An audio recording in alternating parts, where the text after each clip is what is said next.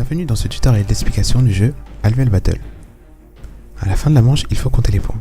Chaque joueur révèle donc la carte qu'il a utilisée pour l'action secret. Ensuite, comparez le nombre d'objets placés à côté de chaque créature. Le joueur qui remporte la créature dans son camp est évidemment celui qui a donné le plus d'objets. Le jeton est déplacé vers le joueur qui rallie la créature.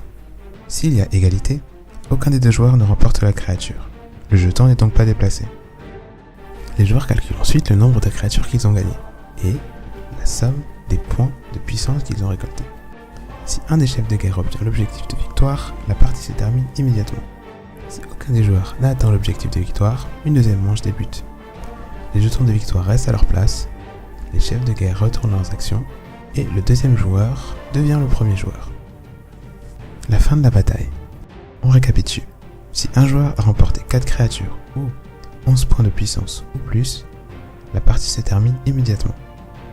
Si un seul joueur atteint l'objectif de victoire, il est désigné vainqueur. Enfin, si un joueur a remporté 4 créatures et que l'autre a remporté 11 points de puissance, c'est celui qui a remporté 11 points de puissance qui est désigné vainqueur.